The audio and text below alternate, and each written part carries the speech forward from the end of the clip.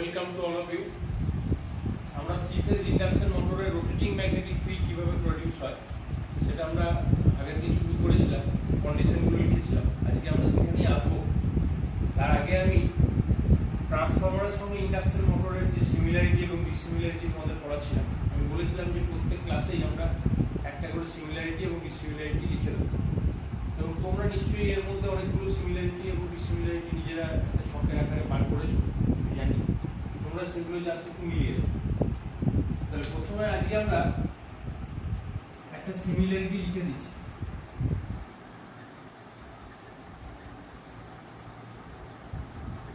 ট্রান্সফরমারের ক্ষেত্রে কোরের মধ্যে যে ফ্লাক্সটা ফ্লো করে, সেই ফ্লাক্সটা কিন্তু শুধুমাত্র প্রাইমারির জন্য উৎপন্ন একটা ভাবলে ভুল হবে। সেখানে সেকেন্ডারিরও একটা অবদান আছে, অর্থাৎ প্রাইমারি ওয়াইন্ডিং এবং সেকেন্ডারি ওয়াইন্ডিং এর যে মিলিত ইফেক্ট, তার ফলে কোরের মধ্যে ফ্লাক্সটা তৈরি হয়। তাহলে in transformer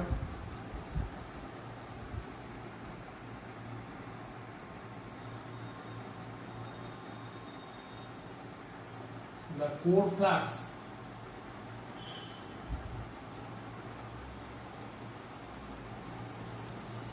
is the combined effect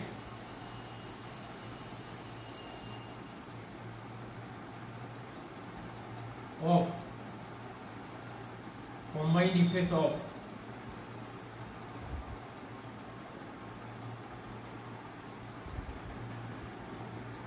primary and secondary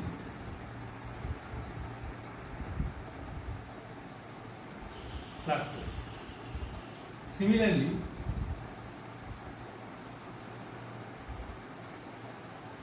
in induction motor, the air gap flux, induction মোটরে কোনো কোর নেই, তার বদলে স্টেটর আর রোটরের মাঝখানে এয়ার গ্যাপ আছে। Air gap flux is the combined effect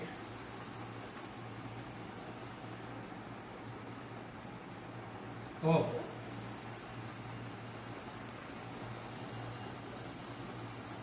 stator and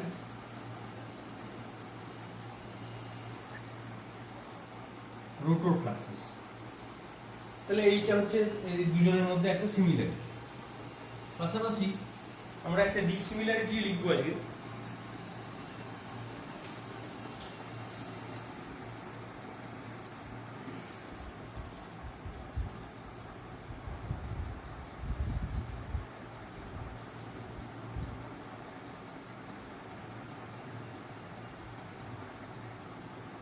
আমরা জানি যে ট্রান্সফরমারের যে কোর, সেটা একটা ফেরোম্যাগনেটিক কোর, অর্থাৎ তার রিলাক্টেন্সটা লো। এই ম্যাগনেটিক পাথের রিলাক্টেন্স লো হওয়ার কারণে ট্রান্সফরমারে যে ম্যাগনেটাইজিং কারেন্ট হয়, ম্যাগনেটাইজিং কারেন্ট মানে সেই কারেন্ট যে কারেন্টটা ফ্লাক্স প্রডিউস করার ক্ষেত্রে কাজে লাগে, সেই কারেন্টের ম্যাগনিটিউড কম হয়। কেন না, তাকে লো রিলাক্টেন্স পাথ ওভারকাম করতে হয়। তাহলে ফ্লাক্সটা যেহেতু ট্রান্সফরমারের ক্ষেত্রে একটা লো রিলাক্টেন্স পাথের মধ্যে দিয়ে যায়, সেহেতু সেই ফ্লাক্সটা জেনারেট করার জন্য যে কারেন্টটা দরকার হয় প্রাইমারিতে, যেটাকে আমরা ম্যাগনেটাইজিং কারেন্ট বলে থাকি, সেটা কিন্তু কম হয়।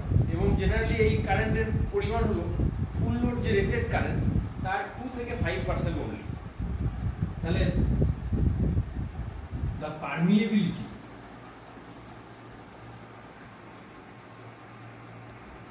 পারমিয়েবিলিটি হলো একটা পাথের মধ্য দিয়ে কতটা পরিমাণ ফ্লাক্স যাবে সেটাকে নিয়ন্ত্রণ করে। অর্থাৎ পারমিয়েবিলিটি যদি হাই থাকে, তাহলে সেখানে ফ্লাক্স খুব সহজে যেতে পারে।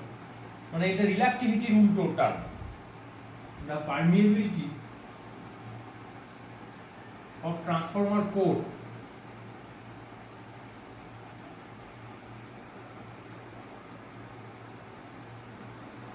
is so high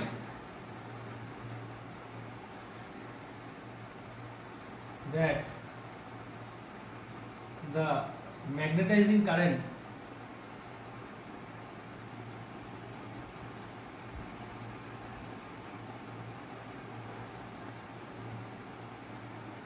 in transformer is only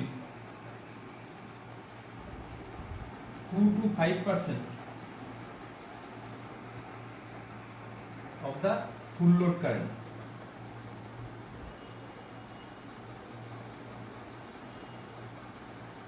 তাহলে ট্রান্সফরমারের ক্ষেত্রে ম্যাগনেটাইজিং কারেন্টের ম্যাগনিটিউড এত লো হওয়ার কারণটা কি বুঝতে পারলে? তার কারণ ট্রান্সফরমার কোরের পারমিয়াবিলিটি অনেক বেশি, যার ফলে ওকে রিলাক্টেন্সটা কম ফেস করতে হয়। কিন্তু ইন্ডাকশন মোটরের ক্ষেত্রে তা নয়। ইন্ডাকশন মোটরের ক্ষেত্রে ফ্লাক্সটা যেহেতু এয়ার গ্যাপকে ক্রস করে এবং এয়ার গ্যাপের রিলাক্টেন্স যেহেতু খুবই হাই, এই কারণে সেখানে ম্যাগনেটাইজিং কারেন্টের পরিমাণ কিন্তু অনেক বেশি, নিয়ারলি 50 to 60% পর্যন্ত হতে পারে।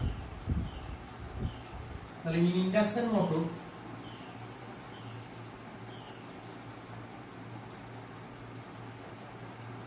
flux passes through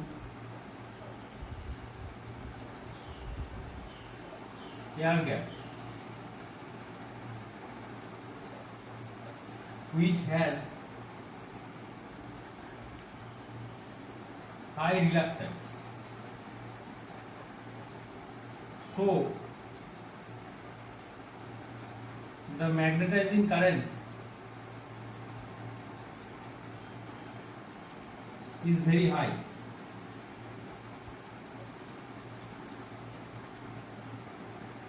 Nearly 50 to 60% of the rated current. তাহলে এটা কিন্তু একটা বড় ডিসিমিলারিটি ট্রান্সফরমার এবং ইন্ডাকশন মোটরের।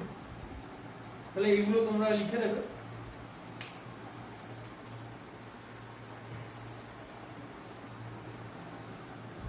এরপরে আজকে আমরা আবার রোটেটিং ম্যাগনেটিক ফিল্ডে ফিরে আসবো। আমরা আগের দিন রোটেটিং ম্যাগনেটিক ফিল্ড প্রোডাকশনের যে কন্ডিশন, তিনটে কন্ডিশন আছে, সেগুলো আমরা লিখেছিলাম।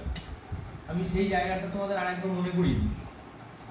রোটেটিং ম্যাগনেটিক ফিল্ডকে সংক্ষেপে বলা হয় আরএমএফ। তাহলে আরএমএফ প্রোডাকশন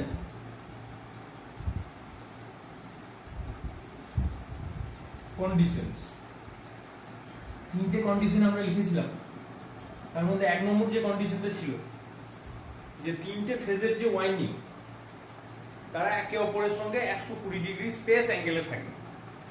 তাহলে three phase windings must be displaced by 120 degree space angle from each other. অর্থাৎ 8 ফেজটা যেখানে তুমি বসাবে তার থেকে 120 ডিগ্রি স্পেস অ্যাঙ্গেলে ইন স্পেস এটাকে সরে গিয়ে ওয়াই ফেজটাকে শুরু করতে হবে। আবার সেখান থেকে 120 ডিগ্রি সরে গিয়ে তোমাকে বি ফেজটাকে স্টার্ট করতে হবে। বি ফেজ থেকে আবার 120 ডিগ্রি পরে আর ফেজটা শুরু হবে। এইভাবে একটা ফেজের যে স্টার্টিং পয়েন্ট আর অন্য ফেজের যে স্টার্টিং পয়েন্ট, এই দুটোর মধ্যে সবসময় ওই 120 ডিগ্রি স্পেস অ্যাঙ্গেলটা রাখতে হবে। এটা একটা কন্ডিশন। দু নম্বর কন্ডিশন হচ্ছে এই যে ওয়াইন্ডিং গুলো আমি তৈরি করলাম, এই ওয়াইন্ডিং গুলোতে যখন আমি বাইরে থেকে সাপ্লাই দেবো, সেই সাপ্লাই ভোল্টেজ গুলো একে অপরের সঙ্গে 120 ডিগ্রি টাইম অ্যাঙ্গেলে থাকে। অর্থাৎ একটা ভোল্টেজ যদি এরকম হয় ভিএম সাইন ওমেগা টি, তাহলে আর এর পরের যে ভোল্টেজটা, ধরো এটা আর ফেজের ভোল্টেজ, তাহলে ওয়াই ফেজে যে ভোল্টেজটা দেবে সেখানে কিন্তু এইটাই দিলে হবে, সেখানে 120 ডিগ্রি শিফটিং থাকতে হবে। এই 120 ডিগ্রি শিফটিংটা কিন্তু টাইম অ্যাঙ্গেলের শিফটিং। তাহলে অ্যাঙ্গেল দুটো আছে, একটা স্পেস অ্যাঙ্গেল, একটা টাইম অ্যাঙ্গেল। স্পেস মানে হচ্ছে যে স্থানের দিক থেকে অ্যাঙ্গেলটা তৈরি হচ্ছে, আর এটা টাইমের দিক থেকে। এই টাইমের দিক থেকে অ্যাঙ্গেল বলতে কি বোঝায় সেটা আমি পরে আসছি, তোমরা এটা জানো অলরেডি, আমি আরেকবার তোমাদের মনে করিয়ে দেবো। তাহলে বুঝতে পারলে যে আর ফেজ এবং ওয়াই ফেজের মধ্যে 120 ডিগ্রি টাইম অ্যাঙ্গেল রয়েছে, মানে এই ভোল্টেজগুলো আমাদের ফিড করতে হবে। ঠিক একইভাবে বি ফেজে যখন আমি ভোল্টেজ দেবো তখন সেটা আরো 120 সরে যাবে, দিয়ে এটা -240 হয়ে যাবে। এইভাবে তিনটে ফেজে আমাকে ভোল্টেজগুলোকে ফিড করতে হবে। আর 3 নম্বর যে কন্ডিশনটা ছিল যে টোটাল মেশিনটাকে একটা ক্লোজড সিলিন্ড্রিক্যাল এবং কনফাইন্ড স্পেসের মধ্যে ফ্লাক্সটাকে ক্রিয়েট করতে হবে, যাতে ফ্লাক্সটা তার মধ্যে সার্কুলেট করতে পারে। এই তিনটে কন্ডিশন যদি আমরা মেনে চলি তাহলে আমরা রোটেটিং ম্যাগনেটিক ফিল্ড ক্রিয়েট করতে পারবো। কিন্তু এদের মধ্যে যে কোনো একটা কন্ডিশন যদি আমাদের না মানা হয় তাহলে কিন্তু সেখানে কোনো রোটেটিং ম্যাগনেটিক ফিল্ড হবে না। যে কারণে তোমরা দেখেছো ট্রান্সফরমারের মধ্যে কোনো রোটেটিং ম্যাগনেটিক ফিল্ড হয় না। ট্রান্সফরমারে কিন্তু 3 ফেজ ট্রান্সফরমার আছে, কিন্তু 3 ফেজ ট্রান্সফরমার ঘোরে না, অর্থাৎ সেখানে কোনো রোটেটিং ম্যাগনেটিক ফিল্ড হয় না। তার কারণটা কি? এখানে কোন কন্ডিশনটা স্যাটিসফাইড হচ্ছে না? প্রথম কন্ডিশন যেটা, যে স্পেস অ্যাঙ্গেলের ডিফারেন্স, অর্থাৎ একটা ফেজ থেকে আরেকটা ফেজের মধ্যে 120 ডিগ্রি স্পেস অ্যাঙ্গেল থাকবে, এই শর্তটা কিন্তু ট্রান্সফরমারের ক্ষেত্রে মান্যতা পায় না, যার ফলে সেখানে কোনো রোটেটিং ম্যাগনেটিক ফিল্ড তৈরি হয় না। ট্রান্সফরমারের ক্ষেত্রে ওয়াইন্ডিং গুলো কেমন ভাবে থাকে আমি তোমাদের ফিজিক্যালি বোঝাবার চেষ্টা করি।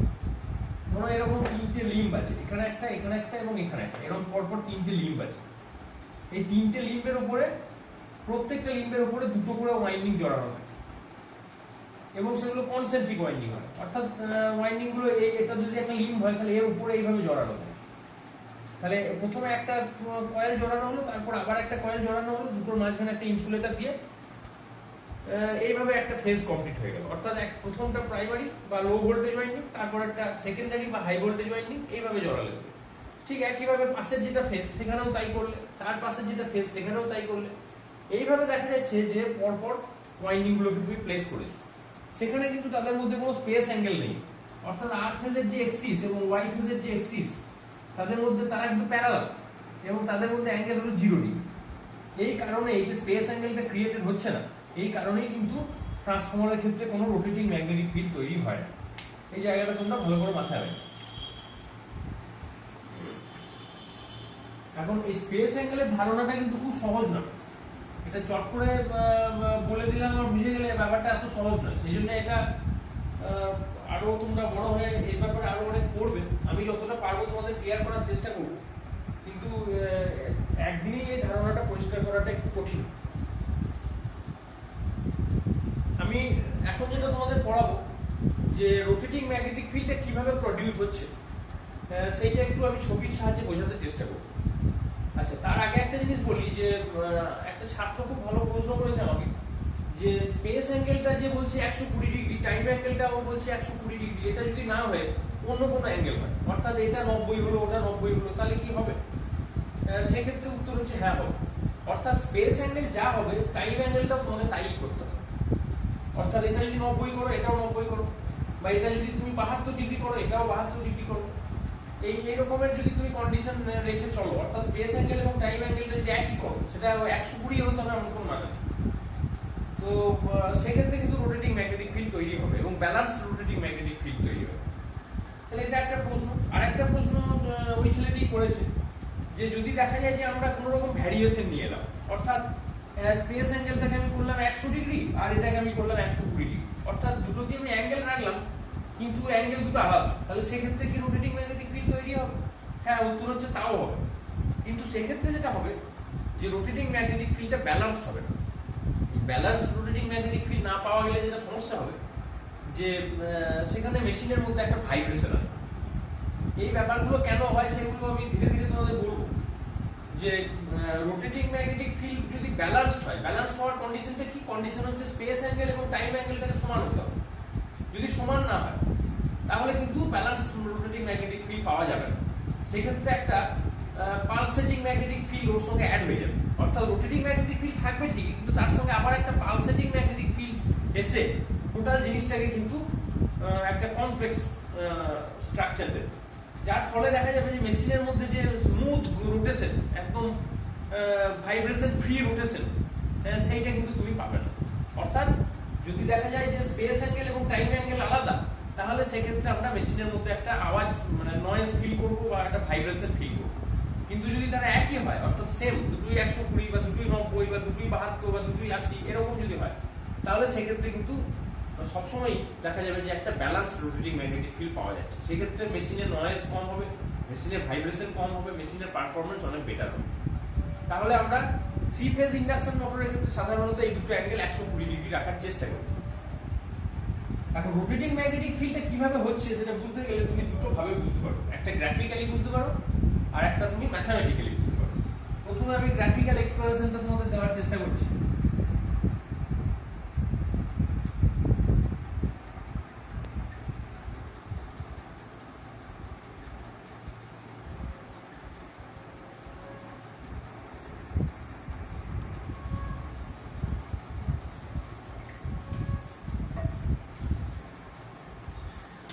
ধরো এরকম একটা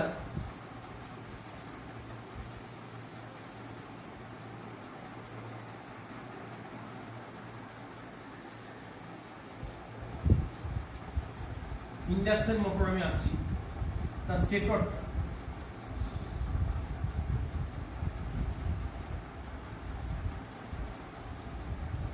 এই স্টেটরটাকে আমি ধরা যাক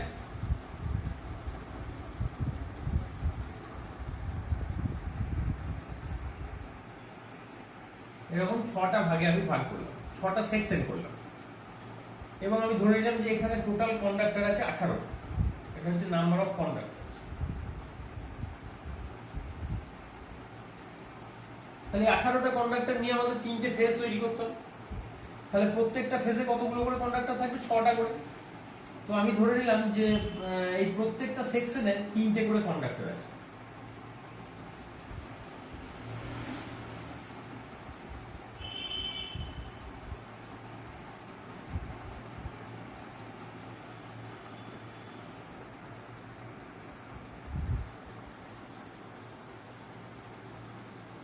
এরকম ভাবে আমি 18টা কন্ডাক্টর আনলাম।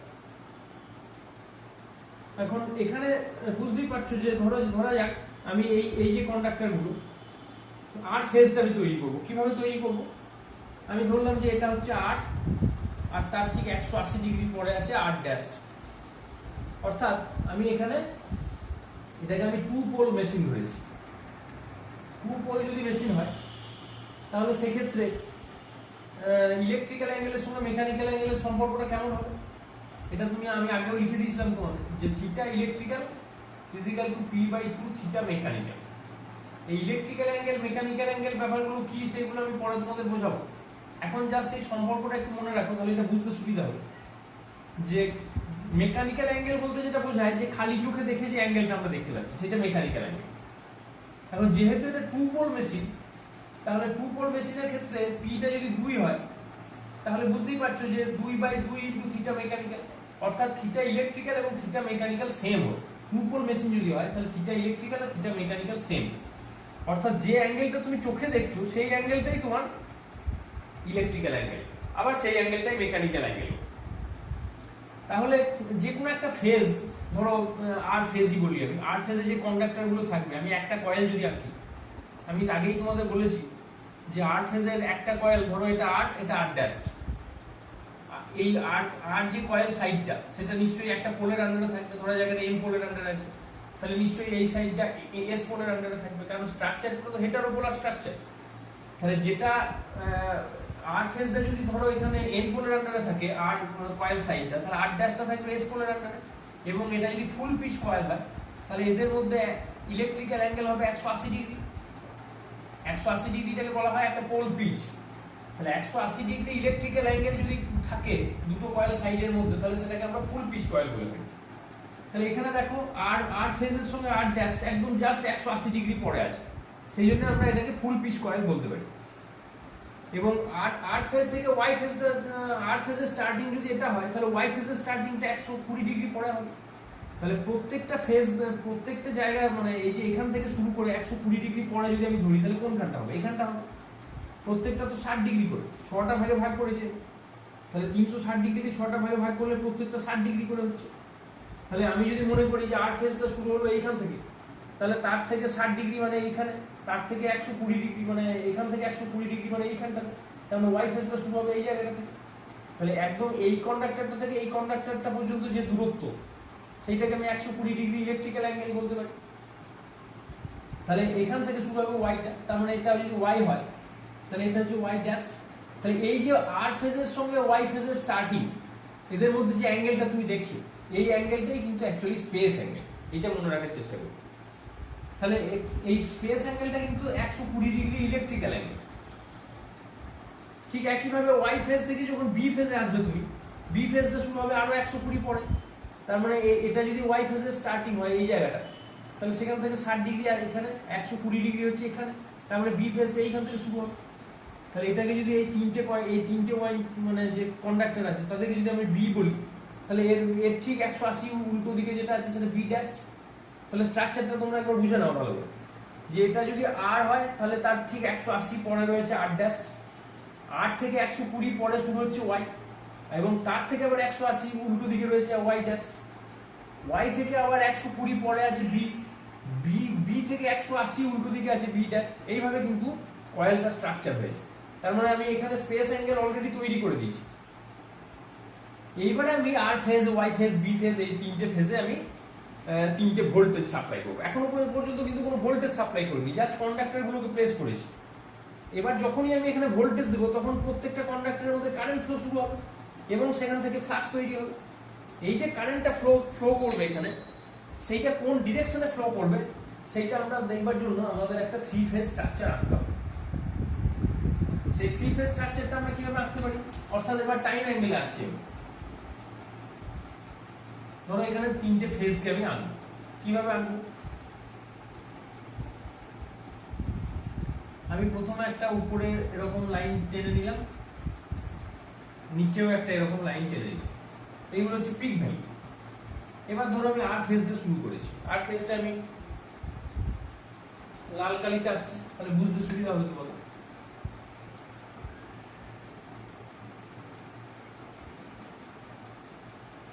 এটা একটা সাইন ওয়েভ, এবং সাইন ওয়েভের একটা ফুল সাইকেল মানে হলো 360 ডিগ্রি। তাহলে হাফ সাইকেল যদি ধরি আমি, তাহলে 180 ডিগ্রি হবে। সেই 180 ডিগ্রিকে আমি 3টে ভাগে ভাগ করলাম, এটা একটা ভাগ, এটা একটা ভাগ, এটা একটা ভাগ, মানে প্রতিটি 60 ডিগ্রি করে।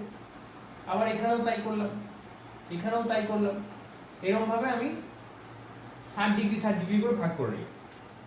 তাহলে এর পরে যে ফেজটা শুরু হবে, ধরো এরপরে ওয়াই ফেজ শুরু হবে। ওয়াই ফেজটাকে আমি সবুজ কালি দিয়ে আঁকছি। তাহলে ওয়াই ফেজটা কোথা থেকে শুরু হবে? 120 পরে, অর্থাৎ আর ফেজ যেখান থেকে শুরু হয়েছে এটা যদি 0 ডিগ্রি বলি, তাহলে এটা হচ্ছে 120, এটা আমি ধরলাম ধরো পয়েন্ট, এটা 0 ডিগ্রি, তাহলে এটা 60 ডিগ্রি, এটা 120 ডিগ্রি, এটা 180 ডিগ্রি। তাহলে ওয়াই ফেজটা শুরু হচ্ছে এখান থেকে, এবং সেটা যাবে 3টে ঘর। এই যেমন 3টে ঘর গেছে, সেরকম ওয়াই ফেজটাও 3টে ঘর যাবে। এবং দেখো প্রত্যেকটা ফেজেরই পিক ভ্যালুটা কিন্তু সমান। এই পিক ভ্যালুটা সমান করার জন্য আমি এই লাইনটা টেনেছি।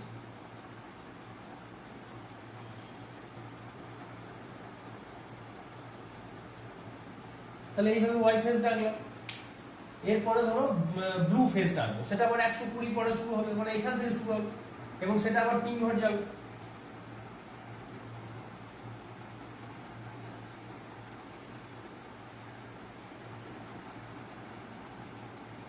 এইভাবে আমি 3টে ফেজকে আঁকতে পারি। এটা তোমরা বাড়িতে এঁকে প্র্যাকটিস করতে পারো, 3টে ফেজ যেভাবে আঁকা যায়। এটা অনেক ছেলেই ঠিক মতো আঁকতে পারে, আঁকতে গিয়ে গুলিয়ে ফেলে, বিভিন্ন রকম একটা জঙ্গল তৈরি। তো সেটা যদি ঠিকভাবে আঁকো, এইদিকে আমরা এই এক্সিস বরাবর ওমেগা টিটাকে আঁকছি, এই এক্সিস বরাবর ভোল্টেজ গুলোকে আঁকছি। আমি ধরে নিলাম এটা আর ফেজ, এটা ওয়াই ফেজ, এটা বি ফেজ।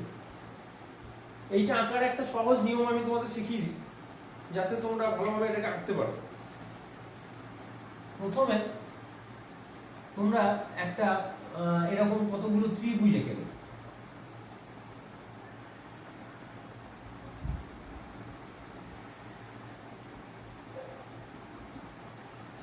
এরকম সমান লেন্থের কতগুলো ত্রিভুজ এঁকে দেবে। ত্রিভুজ এঁকে নেওয়ার পর এর প্রত্যেকটা মাথাগুলোকে তোমরা এরকম যোগ করে দেবে।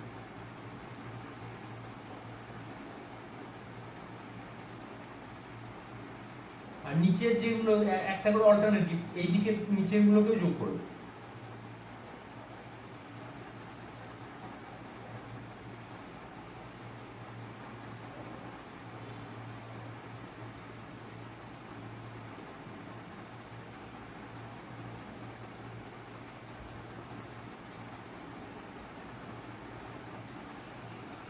তারপর এই ত্রিভুজগুলো ঠিক মাঝখান দিয়ে একটা লাইন টেনে দেবে।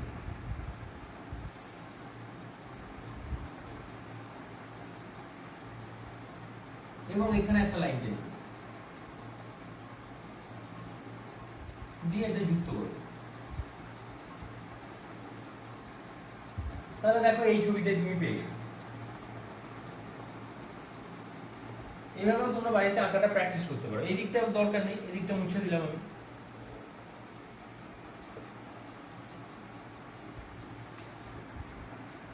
তাহলে প্রথমে কতগুলো ত্রিভুজ এঁকে নিলে, তাদের মাথাগুলো যুক্ত করে দিলে, নিচেগুলো যুক্ত করে দিলে, যুক্ত করে দেওয়ার পর ত্রিভুজের মাঝখান দিয়ে একটা লাইন টেনে দিলে, লাইন টেনে নিয়ে ভার্টিক্যালি একটা লাইন টেনে এটাকে সমান করে দিই। তাহলে এই যে ছবি পাওয়া গেল, এটা সহজে 3 ফেজ আঁকার একটা পদ্ধতি। এখন এখানে মুছে দিচ্ছে। এখানে ধরা যাক আমরা কতগুলো পয়েন্টকে কনসিডার করছি। ধরা যাক আমরা এই পয়েন্টটাকে নিচ্ছি। এই পয়েন্ট, এই পয়েন্টটা আমি বলছি 0.1, তারপরে আমি নিচ্ছি এই পয়েন্ট 0.2, তারপরে আমি নিচ্ছি এই পয়েন্ট 0.3। এরকম তিনটে পয়েন্টে আমরা অ্যানালিসিস করব। তো 0.1টা আমি প্রথমে দেখাচ্ছি। দেখো 0.1-এ দেখো কি বলছে, আর ফেজ, যেটা আর ফেজের ভ্যালুটা কিন্তু পজিটিভ, মানে ওই এই লাইনটার উপরের দিকটা পজিটিভ, নিচের দিকটা নেগেটিভ। তাহলে কোন কোন ফেজ পজিটিভ আর কোন কোন ফেজ নেগেটিভ তুমি দেখো। আর ফেজের এটা উপরে আছে, তার মানে এটা পজিটিভ। সেই সময় ওই পয়েন্ট অনুযায়ী এখানে ওয়াই ফেজ এবং বি ফেজটা হচ্ছে নেগেটিভ। তাহলে আমি এখানে লিখে রাখি যে 0.1-এর পরিস্থিতিটা কেমন, আর ফেজটা হচ্ছে positive, Y negative, B negative. আচ্ছা 0.2-তে কি অবস্থা? 0.2-তে দেখা যাচ্ছে আর ফেজ এবং ওয়াই ফেজ দুটো পজিটিভ, আর এবং ওয়াই এই দুটো পজিটিভ, কিন্তু বিটা নেগেটিভ। 0.3-তে কি অবস্থা? ওয়াইটা পজিটিভ কিন্তু আর এবং বি নেগেটিভ। তাহলে R negative, Y positive, B negative. তাহলে এই তিনটে পজিশন আমাকে আঁকতে হবে। এখন যারা পজিটিভ তাদের ক্ষেত্রে আমি ধরে নিলাম সেখানে কন্ডাক্টরে যে কারেন্টটা ফ্লো করছে সেটা ডিরেকশনটা হচ্ছে ডট। এই ডট এবং ক্রস নিশ্চয়ই তোমরা জানো। ডট ক্রস বলতে কি বোঝায়? ডট মানে হচ্ছে কারেন্টটা তোমার দিকে আসছে, আর ক্রস মানে হলো কারেন্টটা তোমার থেকে দূরে চলে যাচ্ছে। ধরো তুমি একটা প্ল্যাটফর্মে দাঁড়িয়ে আছো, প্ল্যাটফর্মে দাঁড়িয়ে যদি তুমি একটা ট্রেনের দিকে তাকাও, ধরো ট্রেনটা বহু দূরে আছে, আস্তে আস্তে ট্রেনটা তোমার দিকে আসছে, তাহলে তুমি বহু দূরে যখন ট্রেনটা থাকবে তখন তুমি কি দেখতে পাবে? একটা ডট দেখতে পাবে, একটা মনে হবে একটা বিন্দু আসছে। সেই জন্য কারেন্ট যখন তোমার দিকে আসবে সেটাকে আমরা ডট বলে ধরবো। আবার ধরো প্ল্যাটফর্মে দাঁড়িয়ে আছো, ট্রেন তোমাকে ছেড়ে বেরিয়ে চলে যাচ্ছে, ট্রেনের একদম লাস্ট কম্পার্টমেন্ট যেখানে শেষ হয়ে গেল সেখানে দেখবে একটা ক্রস দেওয়া। তাহলে তোমার থেকে যখন দূরে ট্রেনটা চলে যাচ্ছে তখন দূরে তাকালে তুমি কি দেখতে পাবে? একটা ক্রসকেই দেখতে পাবে। এইভাবে তুমি মনে রাখলে তোমার পক্ষে মনে রাখতে সুবিধা হবে যে ডটের ক্ষেত্রে ডট মানে হলো যে current is coming towards you, and cross means the current is going away from you. তাহলে পজিটিভটাকে আমি ধরছি ডট, এটা কিন্তু সম্পূর্ণ ধরে নেওয়া, এটা যদি তুমি উল্টো ধরো কিছু যায় আসে। তার মানে পজিটিভটাকে আমি বলছি ডট, আর নেগেটিভটাকে আমি বলছি ক্রস। তাহলে আমি বলতে পারি কি, আর ফেজটা যদি পজিটিভ হয় তাহলে আর গুলো হচ্ছে সব ডট, আর সেই সময় আর ড্যাশ যারা তারা হচ্ছে ক্রস, এখানে ক্রস। ওয়াই ফেজটা কি? ওয়াই ফেজটা হচ্ছে নেগেটিভ, মানে ওয়াই গুলো হচ্ছে ক্রস, আর ওয়াই ড্যাশ যারা তারা ডট। বি ফেজটা কি? নেগেটিভ, তার মানে বি গুলো হচ্ছে ক্রস, আর বি ড্যাশ যারা তারা হচ্ছে ডট। তাহলে এই যে ডট ক্রস আমি বসিয়ে নিলাম। তাহলে লক্ষ্য করে দেখো এই যে এক্সিসটা আমি টেনেছি, এই এক্সিসের উপরের পোর্শনে সবগুলোই হচ্ছে ডট, আর নিচের পোর্শনে সবগুলোই হচ্ছে ক্রস। তাহলে এখন যদি আমি স্ক্রু রুল লাগাই, কক স্ক্রু রুল, তাহলে কক স্ক্রু রুল অনুযায়ী আমরা বলতে পারি যে কারেন্ট, একটা তারের মধ্যে দিয়ে যখন কারেন্ট যায় তার চারধারে যে ফ্লাক্স তৈরি হয় সেটা কোন রুল অনুযায়ী হয়? সেটা একটা রাইট হ্যান্ড কক স্ক্রু রুল অনুযায়ী হয়। অর্থাৎ এই যে ডট বলছো তুমি, ডট মানে হচ্ছে current is coming towards you. তাহলে ধরো একটা দেওয়াল থেকে তুমি একটা স্ক্রুকে তুলে নিয়ে আসবে, দেওয়াল থেকে খুলে আনবে, তাহলে তোমাকে স্ক্রু ড্রাইভারটা কোন দিকে ঘোরাতে হবে? তুমি যদি একটা রাইট হ্যান্ড পার্সন হও তাহলে স্ক্রু ড্রাইভারটা তুমি কোন দিকে ঘোরাবে? তুমি অ্যান্টি ক্লকে ঘোরাবে। তাহলে এই যে অ্যান্টি ক্লকে ঘোরাচ্ছ তার মানে ফ্লাক্স ডিরেকশনটা হচ্ছে এখানে অ্যান্টি ক্লক। তাহলে একে ঘিরে যে ফ্লাক্সটা তৈরি হবে, এই যে ফ্লাক্স তৈরি হবে, সেই ফ্লাক্সের ফ্লোটা কিন্তু অ্যান্টি ক্লকওয়াইজ এরকম ভাবে। আর এখানে ক্রস রয়েছে এগুলোতে, তাহলে ক্রস মানে একটা স্ক্রুকে তুমি দেয়ালে ঢোকাচ্ছ, তার মানে তোমাকে স্ক্রু ড্রাইভারটাকে কোন দিকে ঘোরাতে হবে? রাইট হ্যান্ড, মানে তোমার ক্লকওয়াইজ ঘোরাতে হবে। তাহলে সেক্ষেত্রে এই ফ্লাক্স ডিরেকশনটা হবে ক্লকওয়াইজ, মানে এই দিকে। তাহলে এই হচ্ছে ফ্লাক্সের চেহারা। তাহলে দেখো এখানে এই যে ফ্লাক্সটা এদিক থেকে এদিকে যাচ্ছে, তার মানে এখানে স্টেটরে এখানে কোন পোল তৈরি হবে, আর এখানেই বা কোন পোল তৈরি হবে? নিশ্চয়ই এন পোল থেকে এস পোলের দিকে ফ্লাক্সটা যাবে। তাহলে এই জায়গাটাতে আমি বলবো যে স্টেটরের এই পজিশনে তৈরি হবে এন পোল, আর এই পজিশনে তৈরি হবে এস পোল।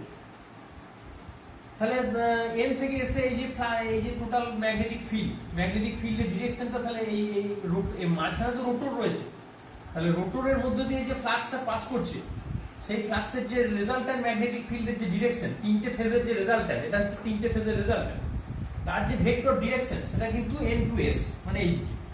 তাহলে আমরা 1 নম্বর পয়েন্টের ক্ষেত্রে দেখলাম যে টোটাল রেজাল্ট্যান্ট ফিল্ডটা এইদিকে মুভ করছে।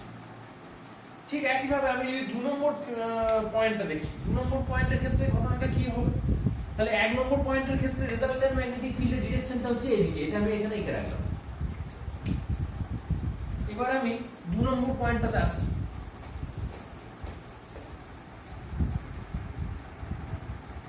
2 নম্বর পয়েন্টে আমি সিমিলারলি ওরকম আরেকটা ছবি আঁকছি।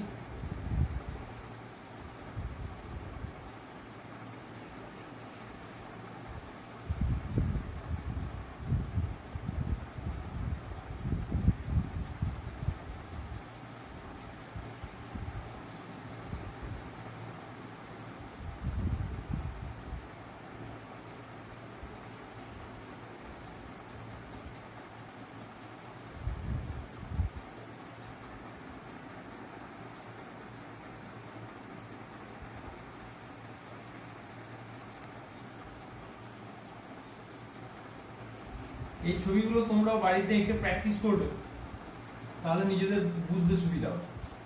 তাহলে ধরো এটা হচ্ছে আর, এটা আর ড্যাশ, যেরকম আগে আমি এঁকেছিলাম সেটাই আমি আবার রিপিট করছি। এটা ওয়াই, ওয়াই ড্যাশ, এটা বি, বি ড্যাশ। তাহলে 2 নম্বর পয়েন্টে দেখো আরটা হচ্ছে পজিটিভ, তার মানে আর এর আর গুলো হচ্ছে সব ডট, আর আর ড্যাশ হচ্ছে ক্রস। ওয়াইটাও পজিটিভ, মানে ওয়াই গুলো হচ্ছে ডট, এটা ডট, তাহলে ওয়াই ড্যাশটা হচ্ছে ক্রস।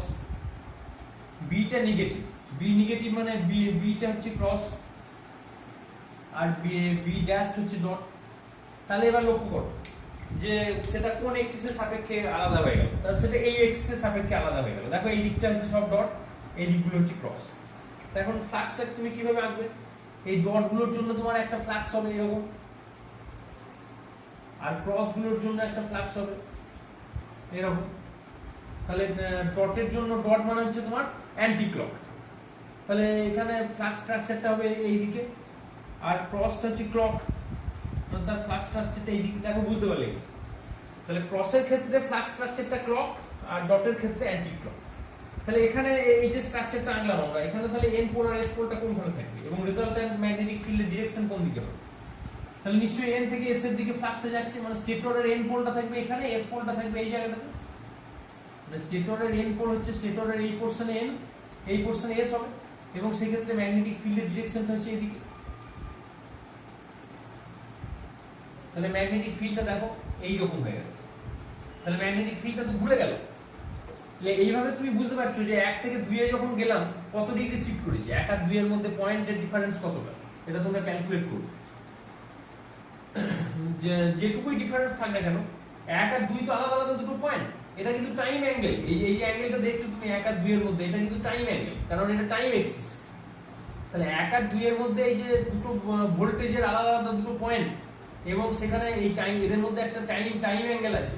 সেই টাইম অ্যাঙ্গেলটা যখনই আমি শিফট করে গেলাম তখনই দেখতে পেলাম যে এখানে ম্যাগনেটিক ফিল্ডটা, যে রেজাল্ট্যান্ট ম্যাগনেটিক ফিল্ড তিনটে ফেজের, সেটাও কিন্তু ঘুরে গেল। তাহলে বুঝতে পারছো যে রেজাল্ট্যান্ট ম্যাগনেটিক ফিল্ডটা পরিধি বরাবর ঘুরছে। আগে এরকম ছিল, তারপর এরকম হয়ে গেল, এরপরে যদি তুমি এখানে আসো তাহলে দেখবে আরো ঘুরে গেল। এইভাবে দেখা যাবে রেজাল্ট্যান্ট ম্যাগনেটিক ফিল্ডটা ক্লকওয়াইজ ডিরেকশনে এরকম ঘুরতে থাকছে। তাহলে রোটেটিং ম্যাগনেটিক ফিল্ডের যে গ্রাফিক্যাল অ্যানালিসিস, সেটা নিশ্চয়ই তোমরা বুঝতে পেরেছো। তোমাদের বাড়িতে আমি দুটো কাজ দিচ্ছি, একটা হচ্ছে 3 নম্বর পয়েন্টটা তোমরা ক্যালকুলেট করবে, ঠিক সিমিলারলি এরকম ছবিটা আঁকবে, ছবিটা এঁকে দেখবে যে সেখানে রোটেটিং ম্যাগনেটিক ফিল্ডের ডিরেকশনটা কি হয়। তখন তুমি বুঝতে পারবে যে কিভাবে রোটেটিং ম্যাগনেটিক ফিল্ড প্রডিউস হচ্ছে। তাহলে আজকে যেটুকু আমরা পড়ালাম, গ্রাফিক্যাল অ্যানালিসিসটা পড়ালাম, ম্যাথমেটিক্যাল অ্যানালিসিসটা আমরা নেক্সট ডেতে পড়াবো। এটা নিশ্চয়ই বুঝতে পারছো যে এটা খুব ইন্টারেস্টিং এবং এখানে অনেক জিনিস বোঝার আছে। সেই জন্য খুব ভালো করে ঠান্ডা মাথায় জিনিসটা বোঝার চেষ্টা করবে। রোটেটিং ম্যাগনেটিক ফিল্ড যদি তুমি বুঝতে পারো, তাহলে শুধু ইন্ডাকশন মোটরের ক্ষেত্রে লাভ হবে তাই না, তার সঙ্গে সঙ্গে তোমার সিনক্রোনাস মেশিনও পড়া হয়ে যাবে। সিনক্রোনাস মেশিনেরও একটা বড় অংশ কিন্তু এই রোটেটিং ম্যাগনেটিক ফিল্ড। তাহলে সেই জায়গাটাও কিন্তু আমাদের ক্লিয়ার হয়ে যাবে। সেই জন্য এই জায়গাটা খুব ঠান্ডা মাথায় বুঝবে, এটা ভালো করে যদি মাথায় ঢুকে যায় তাহলে কিন্তু বাকি ইন্ডাকশন মোটরের পোর্শনটা বোঝাটা খুব সহজ হয়ে যাবে। তাহলে আজকে এটুকুই থাক। যদি এর মধ্যে কোনো তোমাদের জিজ্ঞাসা কিছু থাকে জিজ্ঞেস করবে আমাকে। আর যদি মনে হয় যে কোর্সটাকে আরেকবার রিপিট করে দিলে ভালো হয় সেটাও বলতে পারো। তাহলে নেক্সট ক্লাসে আমি সেটা ট্রাই করব। আজকের ক্লাস এইটুকু।